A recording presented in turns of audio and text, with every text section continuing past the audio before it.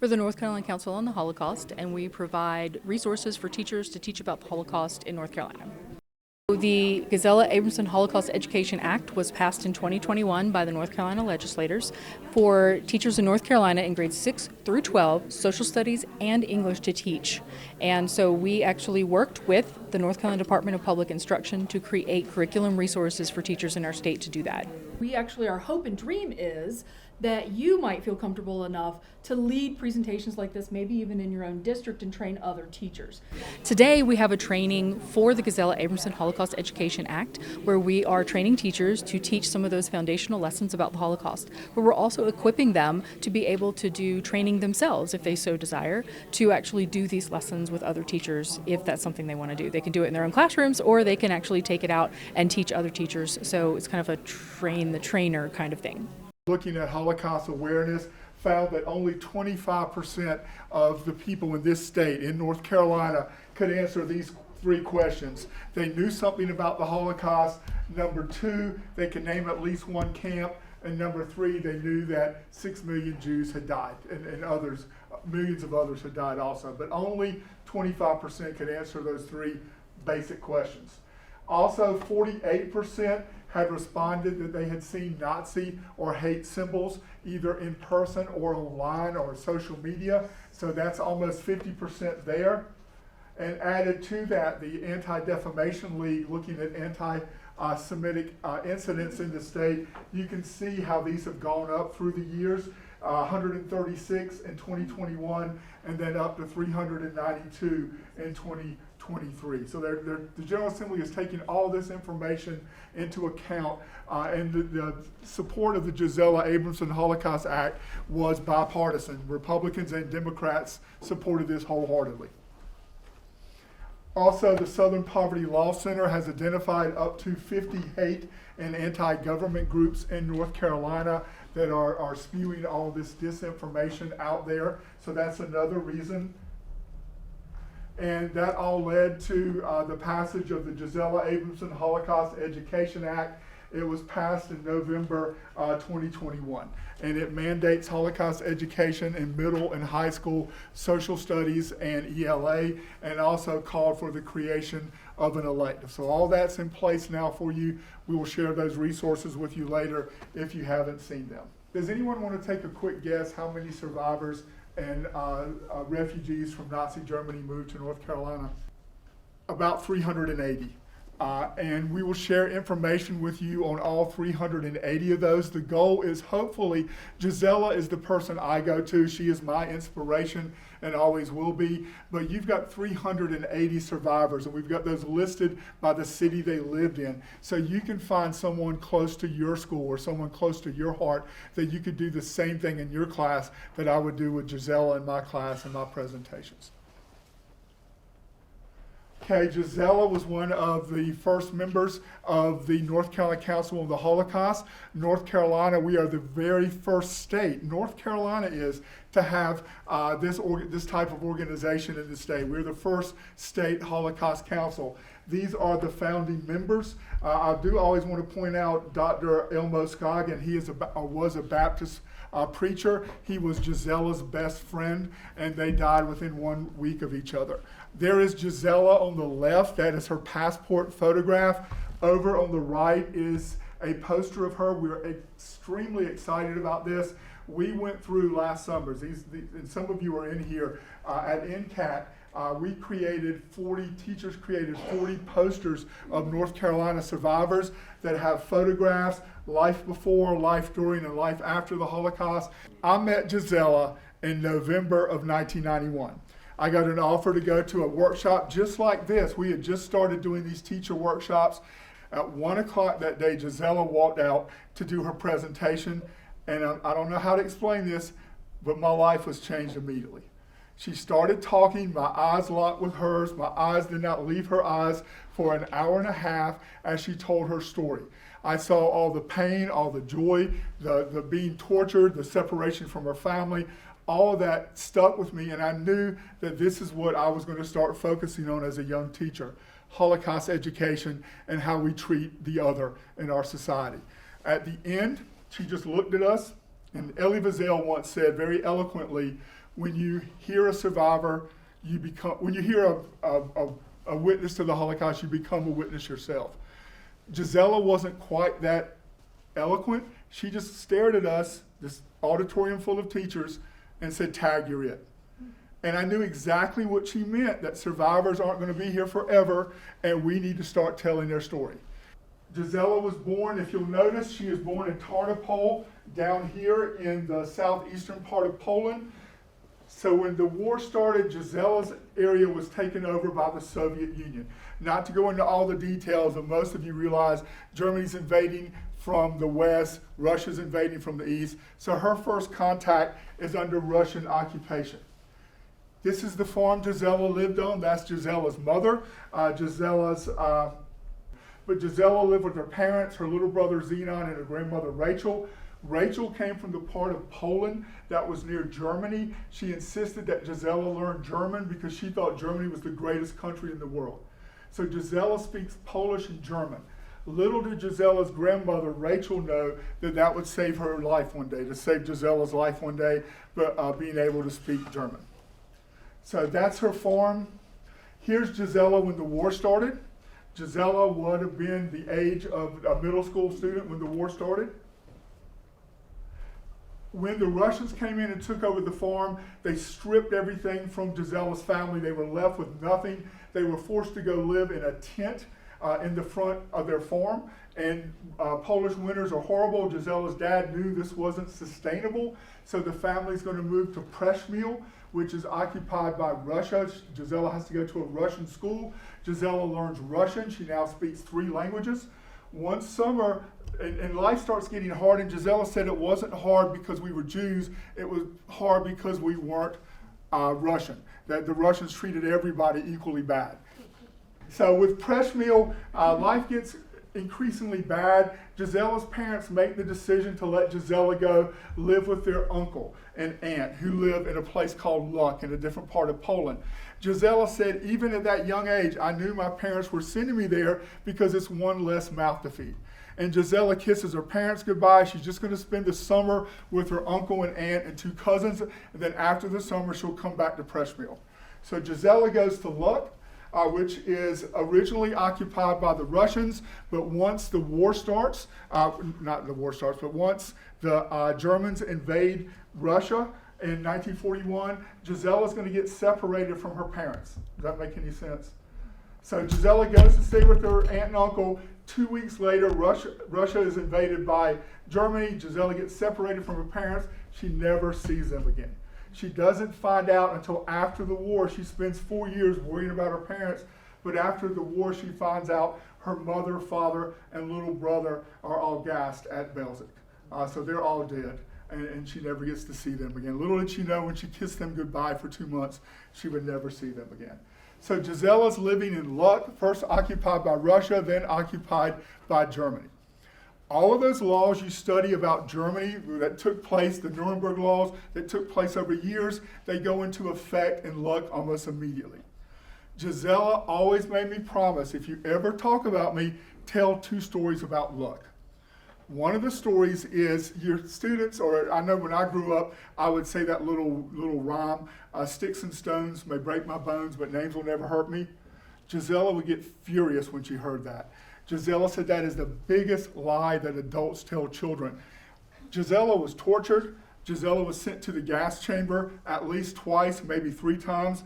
Gisela has bones broken. Most of her teeth are knocked out. Gisela has lye poured on her head because she had blonde hair, and a German got upset that Jews should not have blonde hair. Gisela knew what it was like to be brutalized. But Gisela said, I don't remember any of that pain. I can't remember the pain at all. But I do remember every time somebody called me a dirty Jew. I remember every time a former friend said they would not hang out with me because I was a Jew. Words do hurt. Words do stay with you. I think Gisela was one of the first anti-bullying proponents in North Carolina, or maybe even in the nation. She always looked out for the other. Second story, Gisela's out with her uncle one day, and Jews aren't allowed to walk on the street. Jews aren't allowed to walk on the sidewalk. Jews had to walk in the gutter. A lot of European towns would have the gutters running alongside the street for the refuge. So Jews have to walk there. Jews have to look down. They're not supposed to look up at a German. So she's walking with her uncle Yannick, who is a doctor from near Czechoslovakia. They're holding hands and they're walking. Another Jewish man passes them. They say hello, and then Gisela hears a shot. Gisela's uncle Yannick grabs her hand. They run around the corner and look around and see the Germans had shot this man. The two Germans, and Gisela said they could have been Ukrainians because Germany was allied with Ukraine and the Ukrainians were guarding the city also. And by the way, because of the Ukrainians there, Gisela had learned Ukrainian also, or enough to get by. So they look around, this poor man is dying, and the two Germans rush over, and one of them is making fun of the other that he missed the star. They were just using this man as target practice to see who could hit the star. And then they made a bet. Not how long the man would die, not how long the Jew would die, not how long the Pole would die, but how long the star would die. How long would it take for this star to die? So Gisela knew at that instant that's all they were. They were objects now. And that's an important lesson that we need to treat each other as human beings, not as objects. Gisela, whenever we left her synagogue, she would always tell my students, she'd pause and say, "May you always walk on the sidewalks." And what she meant naturally by that, may you always be treated as a human being. May you always be treated as an equal. Okay, things get worse and worse. Gisela's uncle realized they have to go into hiding now. They have to leave Luck.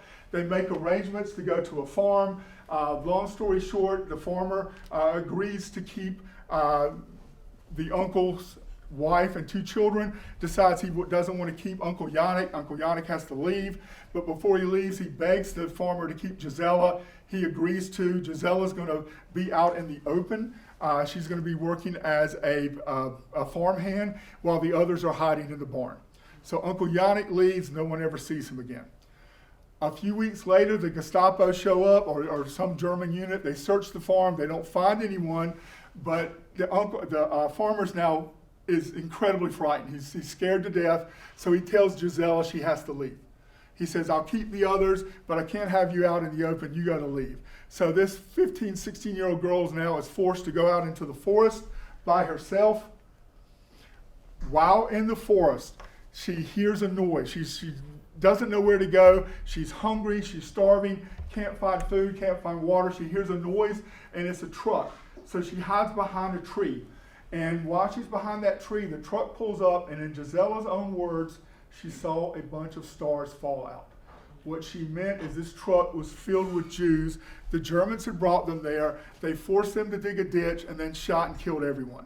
Gisela has just witnessed a mass murder of men, women, and children. Gisela is in shock. She doesn't remember anything. She has to be told this later, but she went running through the woods and hiding. There happen to be some Russian partisans there. They find her. Two of them find her. They go to the commander. What do we do with this girl? Do we leave her? Do we feed her? Do we rape her? What do we do? Do we just shoot her? And finally, the commander says, "You idiots, listen to what she's saying."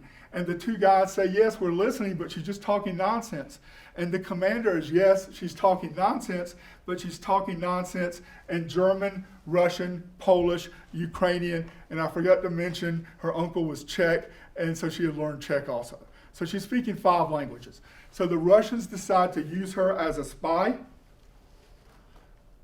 She goes to spy school and all that stuff, and I could talk about the experiences there, but this is her spy card. She is no longer Gisela, she becomes Veronica. So Veronica is sent to work on a farm first. She does such a good job, she's given a promotion, and she goes to Lvov. She ends up, they put this teenage girl working in Gestapo headquarters.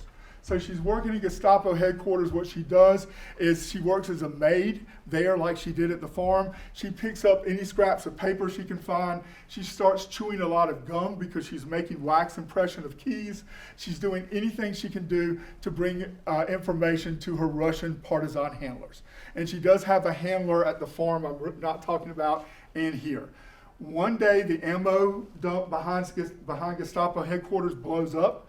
Gisela's handler, who's like a 45-year-old man, panics. He grabs Gisela, and Gisela's trying to get him to chill out, and he won't, so they try to escape. They get caught by the Gestapo. They get dragged back to headquarters. The man is eventually shot after being questioned. Gisela's questioned. She's tortured. She's beaten. But for some reason, Gisela can never figure out she wasn't killed. She doesn't know why to her dying day. She couldn't figure out, why didn't they just shoot me? I don't understand. What they did do, they branded her with SS lightning bolts. They threw her back in the ghetto. Eventually, she ends up at Majdanek death camp. She gets to Majdanek. She is in a line to be gassed to death. When she arrives there, the stereotypical, you push everyone off the train, you line them up. One of the Germans sees those lightning bolts on her arm, and they pull her out. We were in Beaufort County once, and Gisela was speaking, and all of a sudden she got deathly quiet. She just froze, and I'd never seen her do that, and she started touching her back. Whenever she touched her back, it means her mind was going back to those war years, because you had to wear a star on your front and your back, and she said, the star on the front, I could see who's in front of me. The star on my back, I can't. That scares me more. So Gisela was touching her back. I later asked her, and she regained herself after a few minutes. I asked her what happened, and she said, Mr. Holder, while I was talking, the auditorium door opened, and a lady with blonde hair walked in, and I don't have hair, but she sort of shook her hair like that. The light hit the hair, and Gisela said that teacher looked exactly like the woman in front of me at Majdanek that got gassed. She got gassed, and they pulled me out before I walked in. Why did they kill this beautiful blonde-haired young person and let me live? And that woman looked just like it. There are always moments that brought Gisela back to the 1940s. So there's Majdanek. Gisela would have been over in this building here. This is where they were lined up to go into the gas chamber. Gisela, while there, was used as a translator. I don't have time to tell you about Anya, but I'll send you information on Anya. She was one of Gisela's inspiration. Anya was a young girl that was brought into the camp that Gisela met briefly, and I had that plaque in my room. The last day at Majdanek, everyone is lined up, and Gisela realizes, because she's been acting as a translator, they're all getting ready to get shot. This is the site of a former killing field. 22,000 Jews were killed on this field and buried. Gisela and a bunch of other prisoners are brought there. Gisela knows what's getting ready to happen, so she's walking backwards while they're lining them up. She's going to fall into one of these pits on her own. When the Germans open fire, they kill the vast majority of Jews there. They push them in the grave. They throw a little bit of dirt on them, and then they dash. The reason they're in such a hurry is the Russian army is one day away, so they're in a rush. Here is the next day. I'm not saying this is the pit Gisela was in, but Gisela had crawled her way through this pit. She got out halfway, and that's the way the Russians found her the next day, half in this pit and half outside this pit. The Russians rescue her. Gisela convinces them to let her work for them again. She does. At the end of the war, Gisela realizes, I don't want to end this war in the hands of the Russians. I'd rather end this war in the hands of the Americans. She escapes to the American side. She wakes up in a DP camp, displaced persons camp. She is going to be in this bed, white crisp sheets for the first time. This soldier starts walking towards her. She gets terrified, and because she hears boots, and boots always scare her. She looks up, and she looks for the first time into the face of someone of African descent.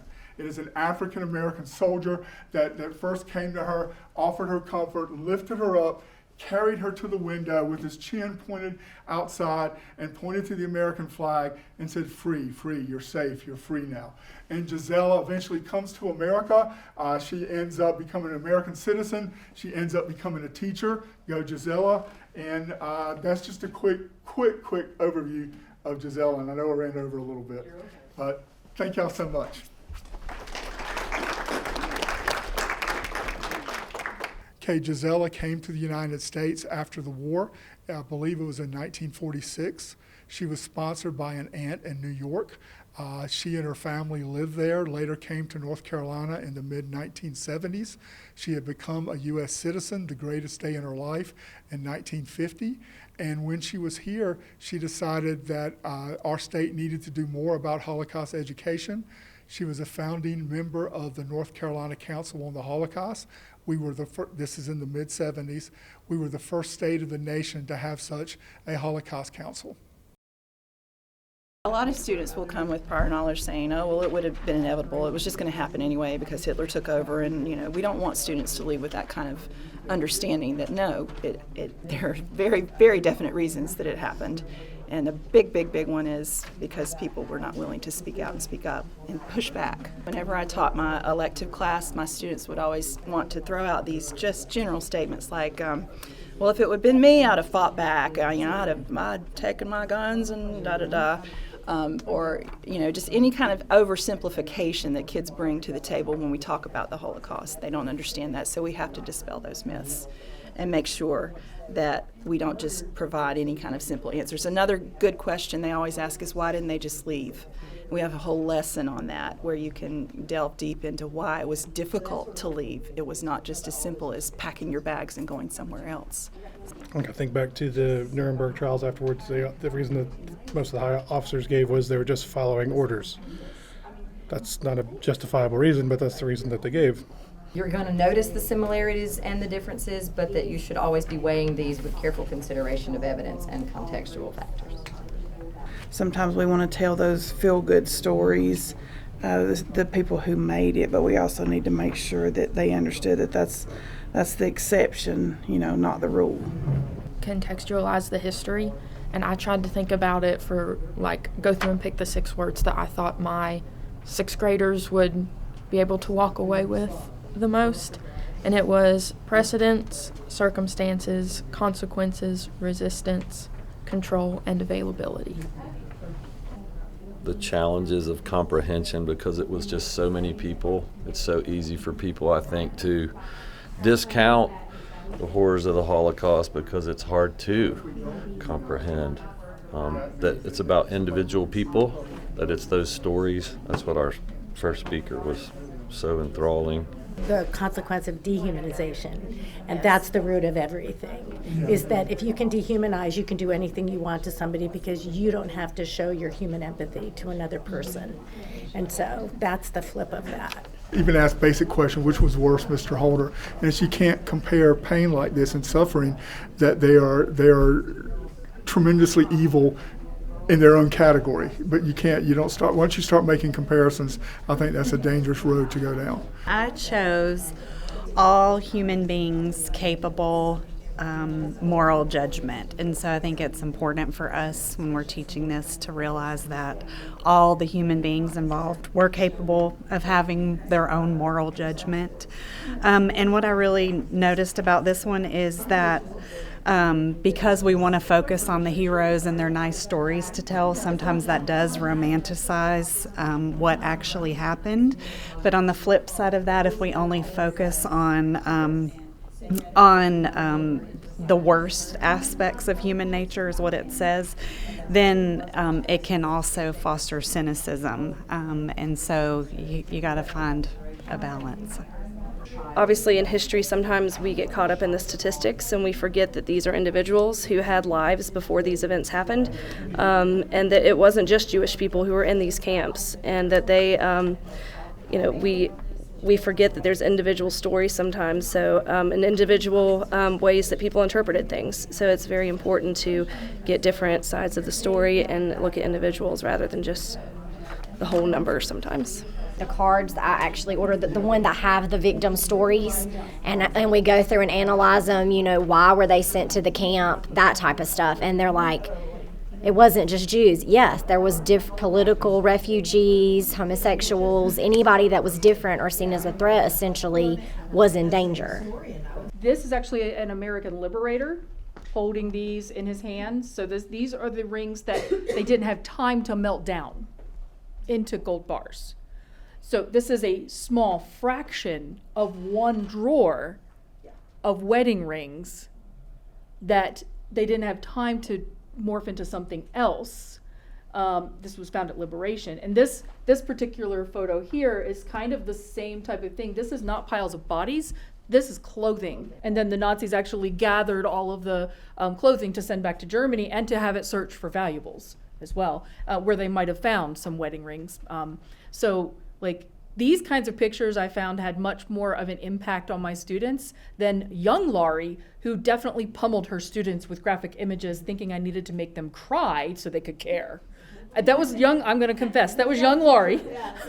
I learned it was not good, but yeah, I should apologize too to my students early on. Yes? The conditions, if we have Holocaust survivors who are alive and there's photographs of that, those conditions are dehumanizing.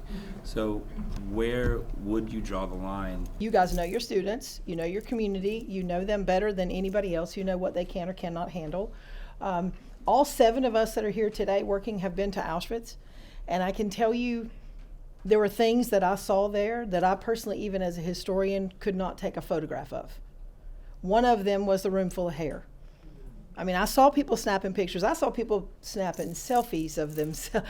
I couldn't even take a photograph because to me that was dehumanizing to even take a picture of that, right? But I think it really depends on the students because, yeah, you're right. The conditions are dehumanizing, where they were and all that. Where I would begin to draw the line with my own students is I didn't want them to see like naked dead bodies.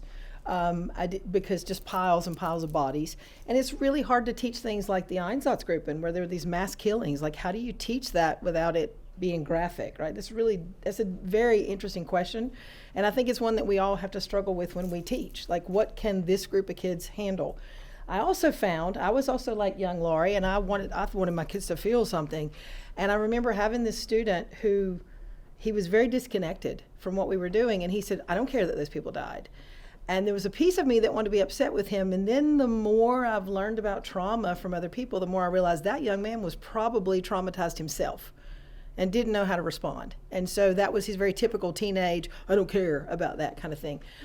So I think for me, it's really about knowing the students. And it's about knowing what I think they can handle.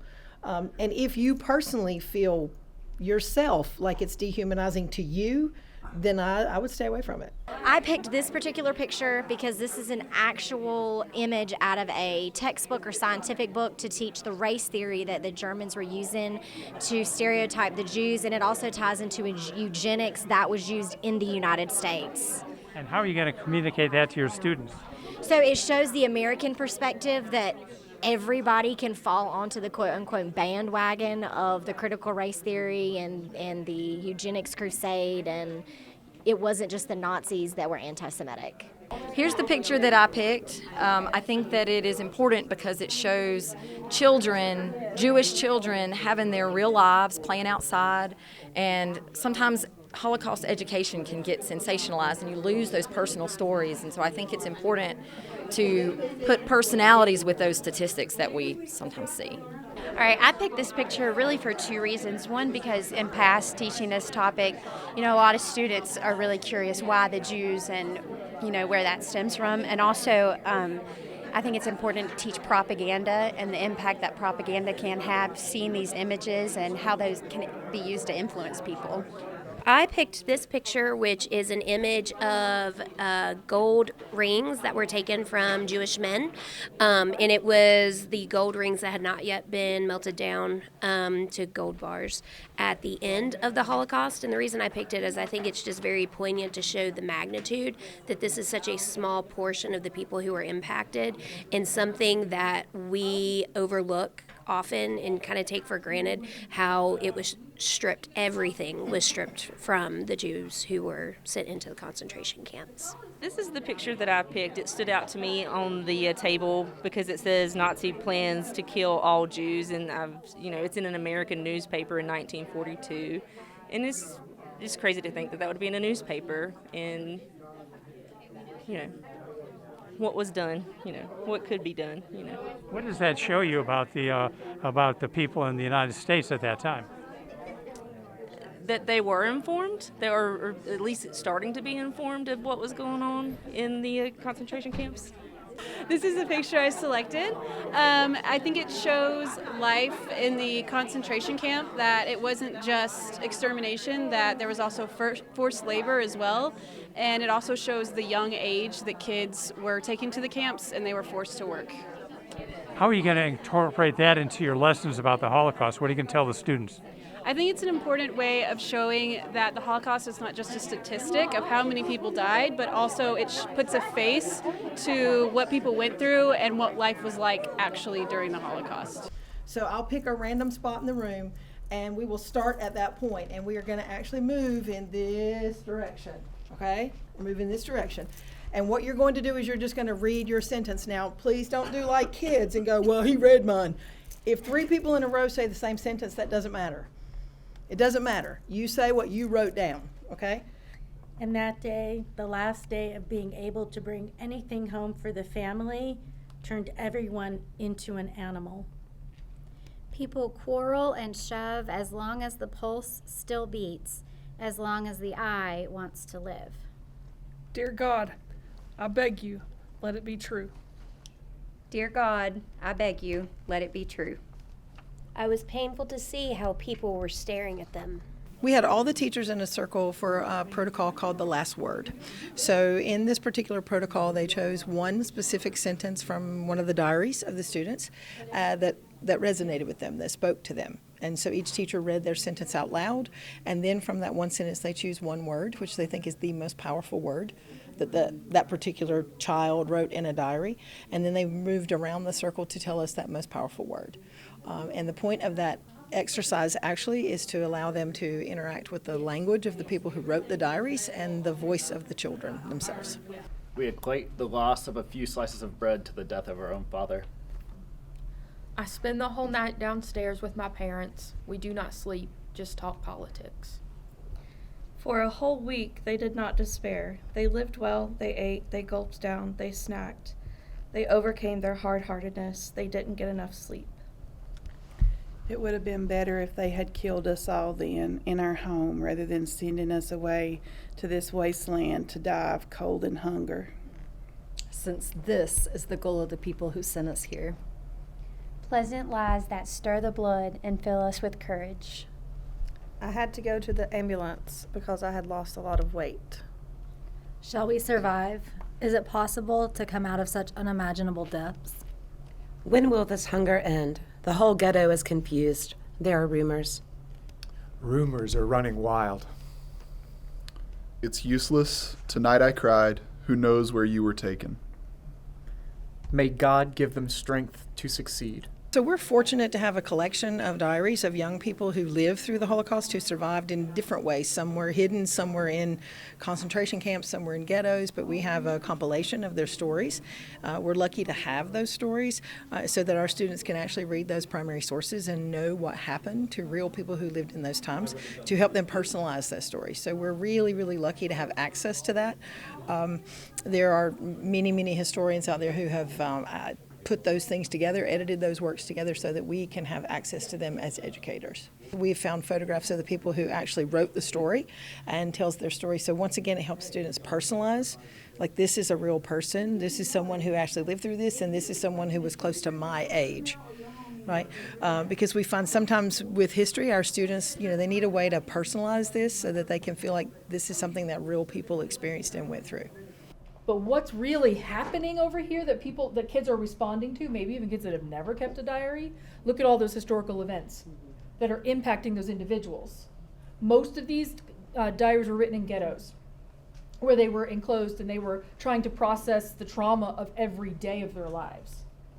So you can see where it is. And some of these, many of these diarists did not survive, but we still have their thoughts and their words and their experiences. So it's one of those really, I think, impactful things, and you can actually see, even in the experiences, a lot of the things that the quotes that I chose actually relate directly to those blue cards. So it might be a kid responding to Kristallnacht, it might be a kid responding to the ghetto being closed down or opening or whatever it might be. 3 diaries of young people, original diaries, and same thing, they pick up around this year. There's one from a young girl in Romania that I'm getting translated.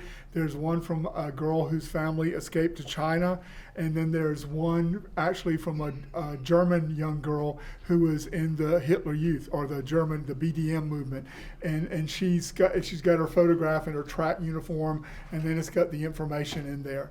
So it's the same thing even with those. I wasn't expecting it, but they all start right in this year, right here. The rich uncle in America is unable to assume such a financial responsibility.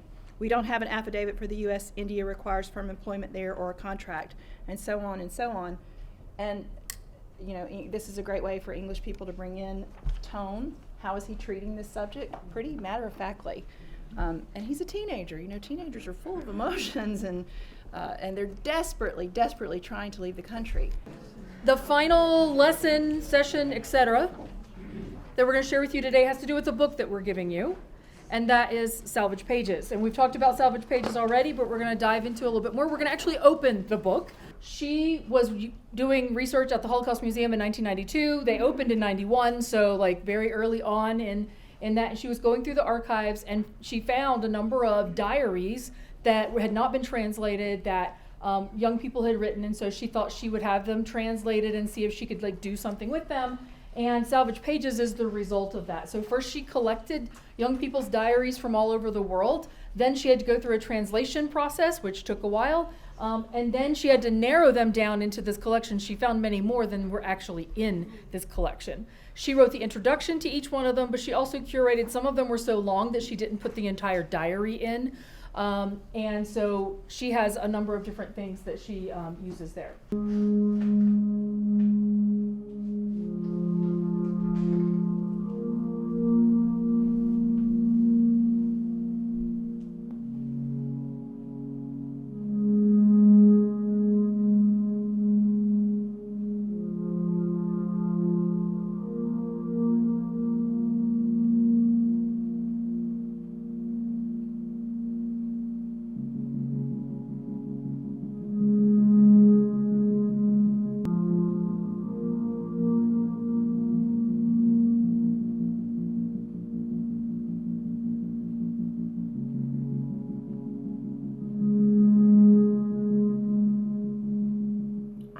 Born in December of 1937 in Scheveningen, Holland, also known as the Netherlands.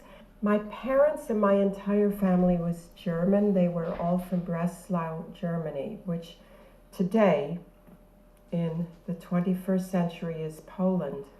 And we lived in Scheveningen, which is a beautiful seaside town right by The Hague, until all the Jewish aliens were moved inland.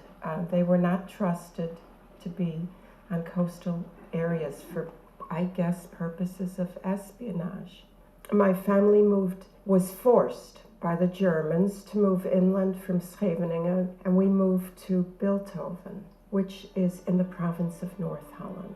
In 1940, on May 10th, when the Germans invaded Holland and the Dutch capitulated on the 14th, life was not as drastically changed for the Jews, but little by little, all our freedoms were taken away. We could not practice professions. Lawyers couldn't be lawyers, doctors couldn't be doctors, children could not go to public school. We were lower than dogs or cockroaches, so we were not allowed in public places or parks. We couldn't shop for groceries or for necessary things except for very prescribed hours during the day. But by that time, all the goods would be gone virtually.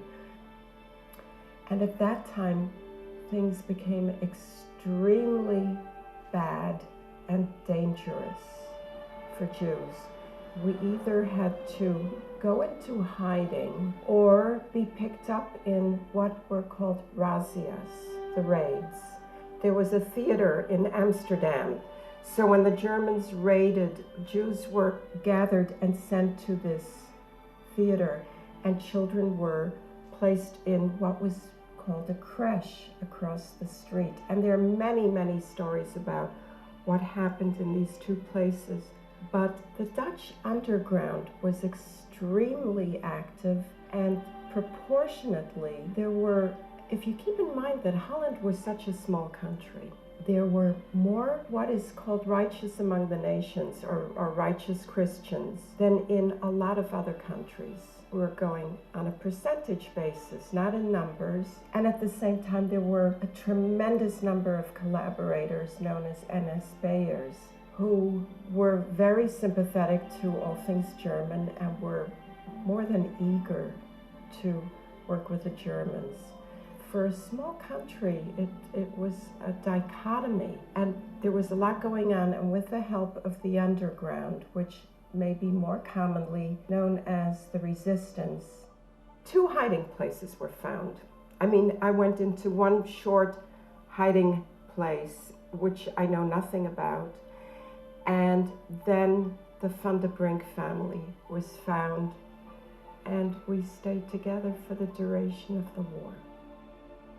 There are books written about what motivated the righteous Christians in Holland. This family was Catholic, and they had a very strong idea of humility and doing the right thing. And for them, it wasn't very complicated. That is the only way that the 2 people I came to call Mama and Papa, and they were Mama and Papa Van der Brink, looked at the world. It was the only right thing for them to do, and they were in total disregard of any danger it would pose to them and 8 of their children.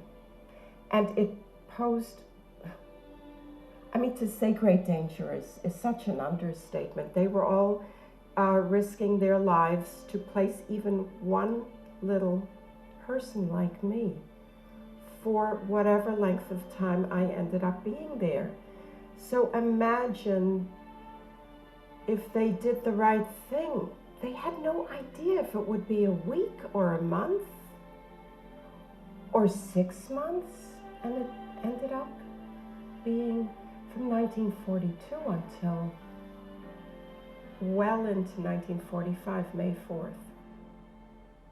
After the bombing of Rotterdam between the 10th and the 14th of May in 1940, there were a lot of non-Jewish people also displaced because they had been bombed out of their houses and everything was flattened, razed. So you had people looking for shelter and Jewish people on the run looking for hiding places and Germans coming and making house searches. So where I lived, they were constantly searching. I was Jewish and I was putting everyone at terrible risk. And their sons were conscript material. They were the age when the Germans would have taken them. And then, in addition to those major fears, the Germans took whatever they wanted. And if you were caught with a radio or anything that was contraband, you were in grave danger too.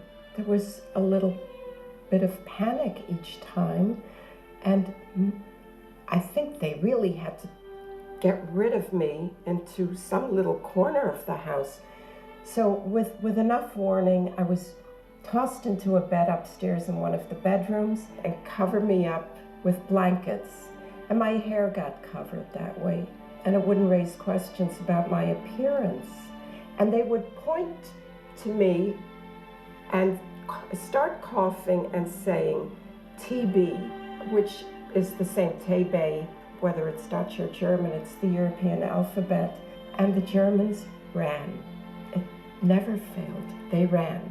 But we didn't always have a lot of time when they came.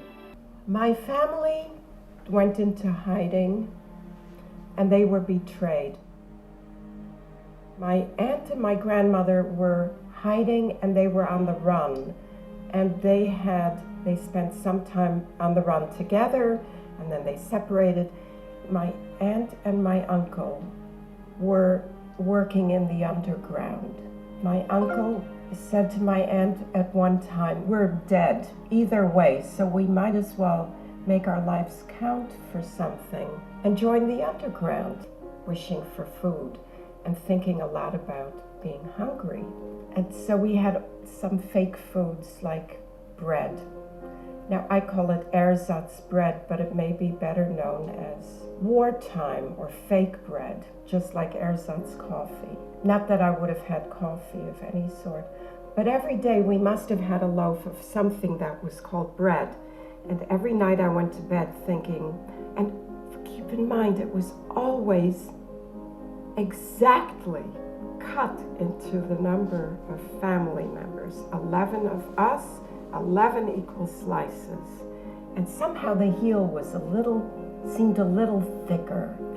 And so we each got our turn at the heel of the bread, and I would go to bed at night thinking, tomorrow it's my turn to get the heel. There were people starving, and they came endless knocks on the door with people begging for food just to survive.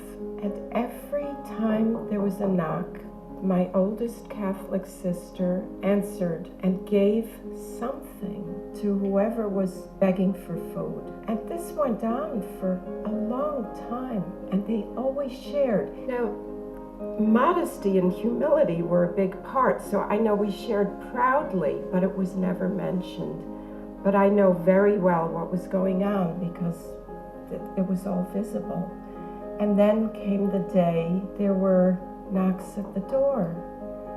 And Zeus, who was the oldest sister, didn't answer because we didn't have food to share.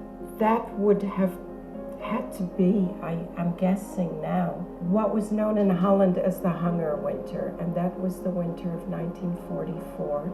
It was one of the coldest winters, and the food supplies really run out.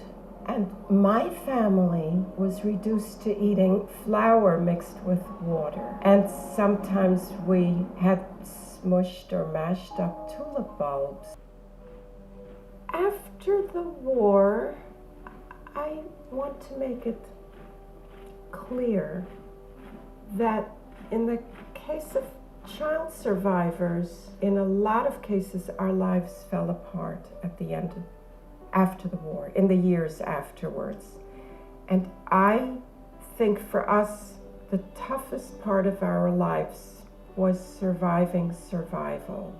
And my grandmother knew where I was, so we reunited. Eventually, I desperately wanted to stay with the Van de Brinks, but I went and lived with my beloved grandmother, and then before I knew it, I was told that we were going to America. There were a lot of good people, there were a lot of evil people. I mean, fully being evil. But the vast majority stood by in silence, and that made it possible for the Holocaust to occur. I learned how to make the stories of the Holocaust more poignant, more emotionally relevant for my students, so that maybe they can have a deeper understanding of what actually happened, as well as a better way to integrate history into my lessons around the Holocaust. And how can they apply that to today's society? I think there's room every single day for empathy in our society. We have tendency to other folks, and that's not okay because it gets out of hand, as we can see. So more than anything, it has been the reminder of how important it is to keep events like the Holocaust in its timeline, in its historical place, so that people don't think it comes out of nowhere as some supernatural evil. It is something that can be tracked, can be traced, can be learned from, and can be prevented. Why is it important that students learn this history? So the hill that I will die on, and that they have heard me say so many times before, is that we learn history so we do not repeat it, so that we can trace big ideas and big movements and just the shape of history, so that when you see it, you have the knowledge base to connect it and predict it. It gives you power over the narrative. I know what's happening. I don't believe what you are telling me. Here is the research I have that I know that I have power over, and the steps that have historically worked to intervene, giving power back to the students. I really like the activity with the note cards and the dates on the wall, like making it more interactive for the students. So I think I'm definitely going to incorporate that. Why is it important that students learn this history? Because if we don't, then we run the risk of it happening again. And that's you've always heard the phrase, if you don't, those who don't learn from history are doomed to repeat it. So I want to make sure that my students, at the very least, know what could happen in these kind of situations. Oh, definitely the event where we all got in a circle around the room and we had pulled one excerpt out of a reading, like one sentence out of a primary source. And she told us to close our eyes whenever that we went around the room, and I think that's one of the most powerful pieces of maybe lessons that I've ever learned. It was very powerful. Why is it important that your students learn this history? I think our students have grew up in a time where World War II is very distant from them, and they hear this, but they don't put a face to it. So I think teaching this allows them to see how groups of people were convinced things were necessary that weren't. And you have different political climates every so many years in government, and I think they need to realize some signs. I've learned the powerful effect of visuals. Visuals also can put things in such a different perspective. And so a lot of times, because I'm an ELA teacher, a lot of times my kids are just saddled with all this writing, and they're not able to connect it with the visuals of what's going on. Why is it important that students learn the lessons of the Holocaust? But as she said in the presentation, it's human history, it's human problems. And if you cannot relate to, okay, you're from a different culture than I am, you can at least relate to the fact that we're both human beings.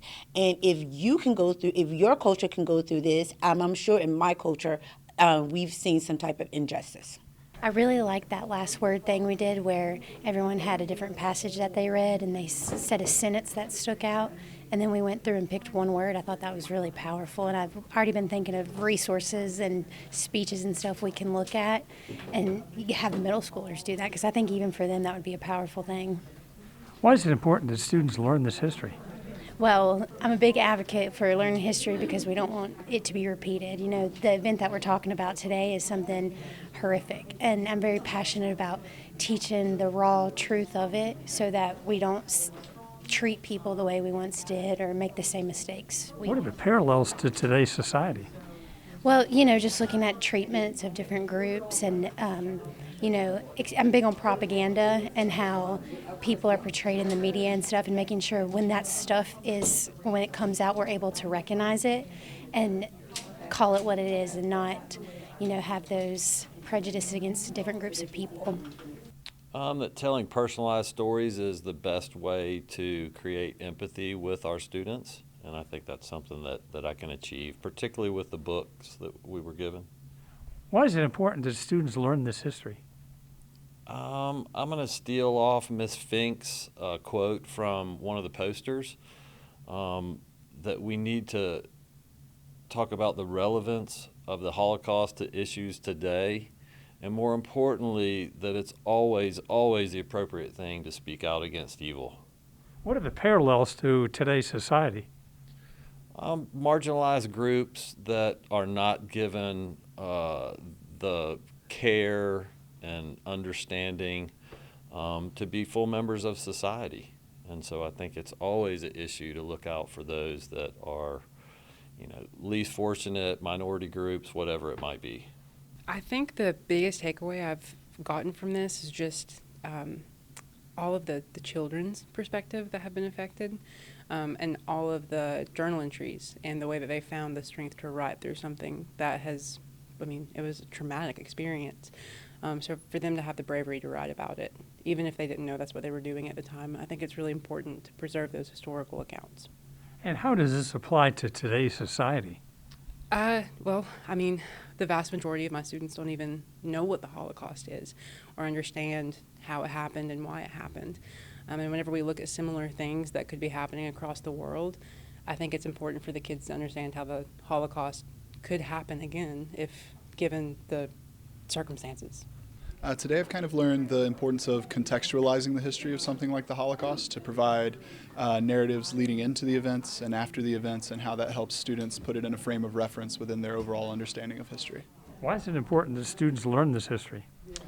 Something like the Holocaust is incredibly uncomfortable to learn for a lot of students, but it is important for them to understand that even when history and the truth is uncomfortable, that it's important to understand the history, that we live in a world where people are starting to question what the truth is. So events like this that people are beginning to question, it's important to understand the truth of the events. It's been great so far. I've really enjoyed the way everything's being presented. imparting the value of teaching the Holocaust in a meaningful and insightful way.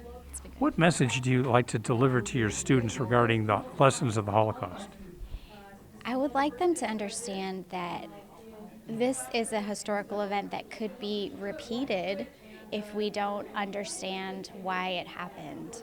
And I think the best way to do that is to connect to the actual human stories involved in this. So far, it's been pretty good. We've learned a lot of how to teach the Holocaust in a tactful way so far. So I'm excited to see what we have coming up as far as more of the specific content and that sort of thing.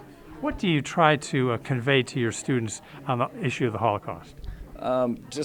I think the important part there is to see how it came about and to see how they got to that point in Germany, in that country, and to see how to avoid that happening in the future. What are the lessons for the students in today's society? I think we can look at specific countries and groups and leaders and see how things are happening in specific areas that might correlate to how things started in Nazi Germany, and potentially try to help in that before it starts.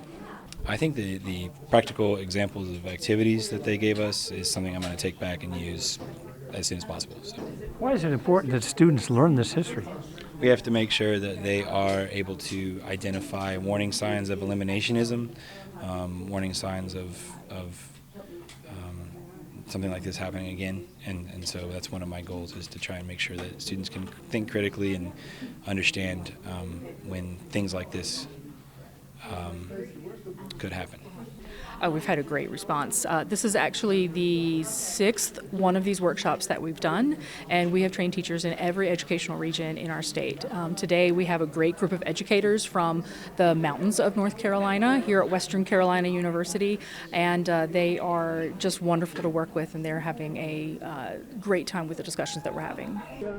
The work of the council is ongoing. Just because the Holocaust happened 80 years ago does not mean that it's not something we need to address today. As a matter of fact, in the world we live in, it's even more relevant than ever that we learn how to recognize patterns of the past so that we can prevent any other future instances of genocide in the future. How can people get more information? We have 2 websites, one with the North Carolina Department of Public Instruction, and we also have a teacher website. All you have to do is Google the North Carolina Council on the Holocaust. They'll both come up. And we have trainings all across the state every year. We have resources available on our website, and we even do webinars where we Zoom survivors into classrooms.